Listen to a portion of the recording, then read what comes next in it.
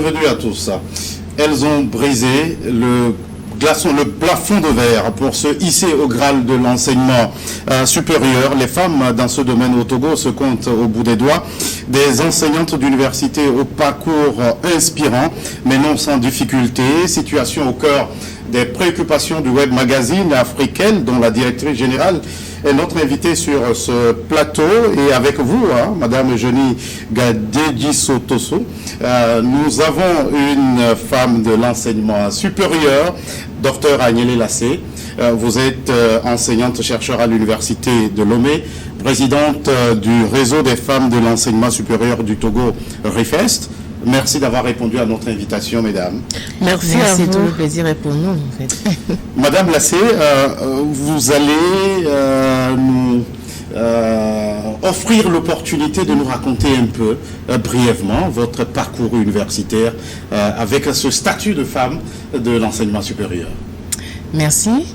D'abord, avant de répondre à votre question, j'aimerais bien vous remercier New World TV de nous recevoir aujourd'hui, remercier donc le président de l'Université de Lomé qui a également participé ou bien aimé nous donner donc la parole aujourd'hui, de même que le ministre de l'Enseignement supérieur qui a accepté donc de favoriser ce projet. Il est vrai qu'en Afrique, ce n'est pas facile pour une femme de se raconter. De briser la glace, de se mettre à nu, c'est un peu compliqué. Mais je pense qu'avec l'évolution du monde aujourd'hui, il est temps en fait que les femmes africaines puissent également le faire, dans la mesure où nous avons nos sœurs qui sont dans des difficultés et qui des fois se disent je ne peux pas, je ne pourrai pas aller loin. Donc cette façon de nous mettre à nu, de nous compter, permettra également de sauver des vies, d'amener certaines donc à décider d'aller loin. Et donc c'est également l'objectif de notre réseau et je pense aussi l'objectif du projet de Afrique que je remercie également. Madame Eugénie, en quoi était-il important pour vous de vous intéresser à ces femmes du supérieur? Alors, merci encore une fois, Gaëtan, pour l'opportunité que vous nous offrez d'être sur vos plateaux. Nous avons justement pensé au projet campagne de communication intitulé Femmes et enseignement supérieur, justement pour mettre en avant les femmes dans l'enseignement supérieur et également inciter les jeunes filles à aller faire des études supérieures, à faire le 3e cycle. Ce qui nous a amené, c'est que nous avons constaté que les filles, de façon générale, arrivent à l'université et finissent, celles qui peuvent le faire finissent avec une licence et le reste on les compte au bout des doigts. Et nous pensons qu'il est important aujourd'hui, quand nous parlons de l'apport des femmes dans le monde, dans le développement, il est important que celles-ci puissent aussi aller loin dans les études, puissent apprendre davantage et puissent transmettre. Et nous avons constaté pour transmettre à l'université ou dans les études supérieures, il faut avoir au moins le master ou être un docteur pour pouvoir le faire. Et les femmes généralement ne le font pas, ce qui fait que nous avons un nombre minoritaire par rapport aux hommes qui enseignent dans le supérieur. Si nous prenons l'université de Lomé par exemple, il y a une 60aine de femmes enseignantes-chercheurs sur 500 hommes. Et si nous prenons l'université de Kara, elles sont 23 sur 211. Voilà un peu ce qui nous a amené à nous intéresser particulièrement aux femmes dans l'enseignement supérieur. Madame Lassé, nombreuses sont ces femmes qui ont abandonné en si bon chemin après le baccalauréat ou dans une certaine mesure après la licence ou même le master. Alors vous êtes allé jusqu'au doctorat. Qu'est-ce qui était, votre motivation? En fait, ma motivation, c'était par rapport, je vais dire, à ma maman, à la situation de ma maman à la maison, par rapport également au conseil de mon père, qui me disait chaque fois, il faut que tu ailles loin, si tu le désires. Donc, en fait, ce sont mes parents qui m'ont motivée. Et ensuite, après la motivation, elle a continué avec l'intérêt que j'ai eu à poursuivre les études supérieures. Et comment s'est passée votre intégration en tant qu'enseignante à l'Université de Lomé? En tant qu'enseignante à l'Université de Lomé, je dois dire qu'après mon recrutement, ça n'a pas été chose facile parce que c'est un monde, on va dire, entre guillemets, masculin. Et puis, il faut non seulement s'affirmer, s'imposer par rapport à sa façon d'être, à sa façon de faire, parce que quand vous allez déjà dans les amphis pour faire les cours en tant que femme, déjà c'est compliqué dans le nombre pléthorique donc d'étudiants qui viennent déjà pour assister au cours. Et donc il y a souvent cette tendance là, dit mais c'est une femme, qu'est-ce qu'elle peut nous enseigner? Moi j'ai été victime de cela plusieurs fois. Malgré tout, j'ai tenu bon. J'ai dit non, mais il faut le faire, il faut y aller.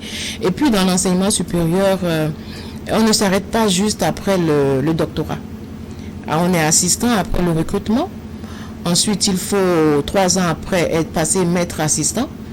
Et 2 ans après maître de conf. Et puis après professeur titulaire. Donc c'est tout un parcours, toute une carrière. Et cette carrière-là, je peux vous avouer qu'elle n'est pas facile à faire. Et donc si vous ne vous armez pas, non seulement de patience, mais aussi de résilience, et puis si vous n'êtes pas une personne de caractère, ce sera compliqué pour vous d'avancer. Eugénie, vous vous intéressez à ces femmes dans ce domaine de l'enseignement supérieur. Comment, du dehors, regarde-t-on une femme enseignante d'université? Alors, question piège, je veux bien dire. De l'extérieur, il existe des stéréotypes. Vous pouvez aussi le constater. Et je pense que Dr Lassé aussi va en parler. Généralement, quand on voit une fille ou une femme qui a fait de longues études, on se dit, celle-ci, elle va tout le temps vous emmerder dans les débats. Petit problème, elle dira je n'en disconviens pas. Et ce sont des stéréotypes qui existent. Et même il est dit parfois que les femmes qui font de longues études, qui sont docteurs, ne peuvent pas rester au foyer, ne peuvent pas être mères de famille, ne peuvent pas être épouses. Ce sont des stéréotypes qui entourent en fait le fait pour une femme d'aller loin dans les études. Et malheureusement, cela a un impact sur les jeunes sœurs parce que nous avons fait une rencontre à l'université de Cara avec un dialogue intergénérationnel entre enseignantes, chercheurs et étudiants. Et nous avons constaté à la fin, avec un témoignage d'une jeune sœur qui nous a dit en réalité qu'elle est en 3e année et qu'elle s'est dit qu'à la fin de cette année, elle ne va plus continuer les études supérieures parce que son petit ami n'a que la licence et elle ne souhaiterait pas avoir des difficultés à communiquer ou des difficultés à rester dans ce couple. Voilà un exemple pour dire aussi que les stéréotypes qui existent, ce que nous disons au dehors et qui entourent les femmes qui font des études supérieures ou qui vont loin dans les études ont un impact sur la vie et l'ambition de nos jeunes sœurs. Madame Lassé, est-ce que vous avez été témoin ou victime de ces stéréotypes? Oui, je peux dire que j'ai été témoin et victime de ces stéréotypes, dans la mesure où, nous avons commencé toute petite et puis évolué, où souvent les parents disent, mais à un niveau, après le BPC, il faut que tu ailles faire autre chose, tu ne peux pas évoluer, il faut laisser, les autres vont faire, tes frères sont là, ils vont évoluer. Mais moi j'avais mon désir, c'est d'aller loin. C'est-à-dire que je ne comprenais pas le fait qu'on me dise d'arrêter. Je parle pas de mes parents, mais je parle de mon entourage. Le désir qu'on me dit et cette tendance-là à vouloir me dire, mais arrête, mais t'en vas faire autre chose, parce que tu vois la situation de tes parents, c'est difficile pour eux de payer l'écolage, donc il faut arrêter. Tu as le BPC, c'est bon, tu as le probatoire, c'est bon, tu as le bac, c'est bon.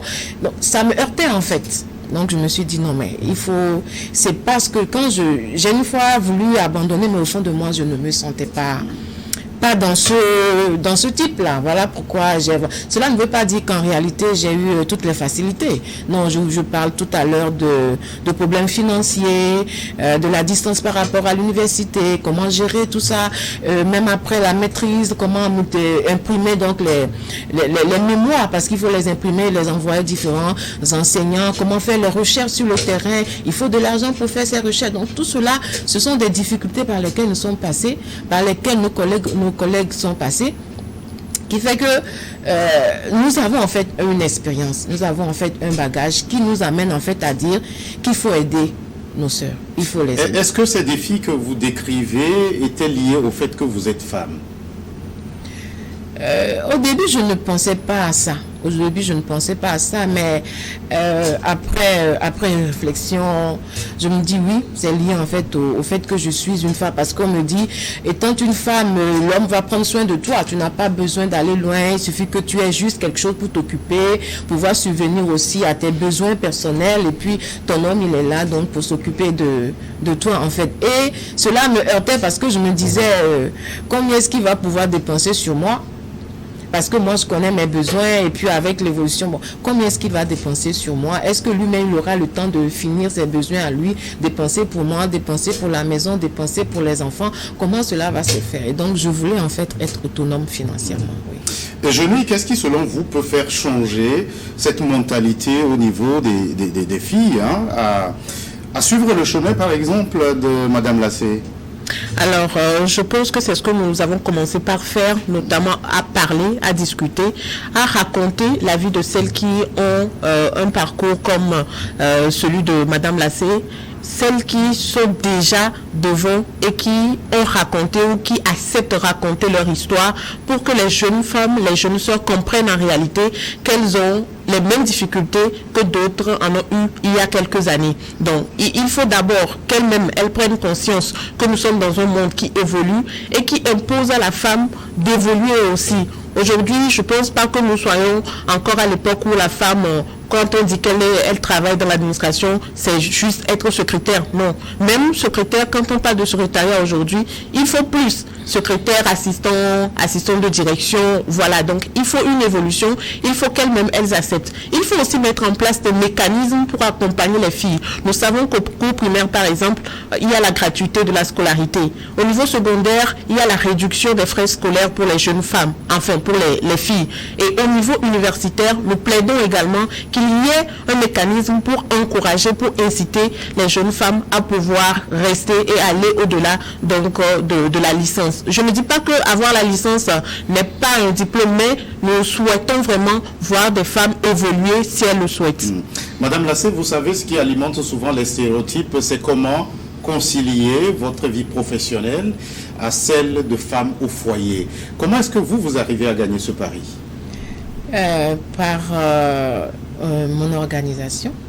C'est pas toujours facile parce que nous sommes dans une société patriarcale et puis entre guillemets on dit l'homme est le sexe fort, la femme le sexe faible, et dès que tu quittes ton travail à la maison, tu es la femme, tu es celle-là qui doit se soumettre à son homme, et puis dès que tu poses dès qu'il y a des règles, il faut s'imposer des règles à la maison.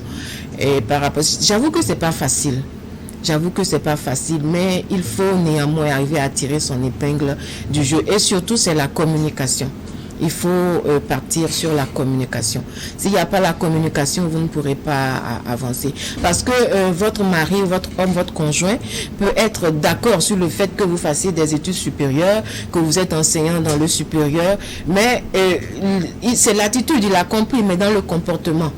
Comment cela est-ce que s'affiche? Est-ce qu'il accepte véritablement en tant qu'homme dans une société africaine, une société donc où le mâle est dominant? Donc je pense que c'est l'organisation, la communication qui s'impose dans le couple. Je dis une campagne autour des femmes du supérieur. Quelles sont les autres activités inscrites dans votre agenda? Alors, nous avons commencé par des productions. Il y a eu des vidéos que j'invite donc vos téléspectateurs à suivre où des femmes enseignantes chercheurs, nous avons une dizaine qui ont accepté de se raconter. Nous avons fait des productions vidéo avec elles. Nous avons fait un dialogue intergénérationnel à l'université de Kara où les femmes enseignantes chercheurs ont raconté leur vie, ont raconté leur vécu, où les jeunes filles étudiantes ont pu aussi poser des questions. Et le même dialogue aura lieu à l'université de Lomé le 17 avril, le jeudi prochain, à la salle Confucius de l'université de Lomé, où les femmes enseignantes chercheurs de l'université de Lomé seront en face des jeunes étudiantes et pour discuter, pour raconter leur vie et justement pour accompagner celles qui souhaitent avancer dans les études. Madame Lassé, vous êtes présidente du réseau des femmes de l'enseignement supérieur du Togo. Alors, quelles sont les missions que vous vous êtes assignées au niveau du REFEST? Merci pour la question. Je dois dire que toutes les femmes ne sont pas d'office désignées pour être enseignantes dans le supérieur. Mais notre mission dans le réseau, c'est par rapport aux chiffres qui montrent que les femmes sont assez minoritaires dans ce secteur. Et donc, nous luttons pour que celles-là qui ont le désir, la motivation donc d'évoluer dans ce secteur puissent donc y arriver. Et par rapport à ça, je dois dire que nos mamans, nos parents à la maison peuvent nous aider également dans ce contexte-là. Et je pourrais ajouter, c'est dire que nous ne sommes pas là en fait pour caresser nos sœurs dans le sens des poils. Parce que vous caressez, non, vous allez vous affaiblir et puis vous n'allez pas arriver à surmonter les difficultés. Nous sommes là en fait pour vous montrer les réalités. Il y a des difficultés, il ne faut pas baisser les bras. Parce que nous, on ne nous a pas caressé dans le sens des poils. Et nous avons affronté nos difficultés. Même dans la nuit, vous avez des articles à écrire, à donner à une date beaucoup plus précise. Qu'est-ce que nous faisons? Des fois, il m'est même arrivé de pleurer la nuit parce que je dois me réveiller après avoir couché les enfants, fait les travaux. Je dois me réveiller la nuit pour faire ce travail-là. Madame, si en quelques secondes, si vous aviez un message à lancer à l'endroit d'une jeune fille pour qui vous êtes un modèle, que lui diriez-vous? Je lui dirais tout simplement, aie une motivation.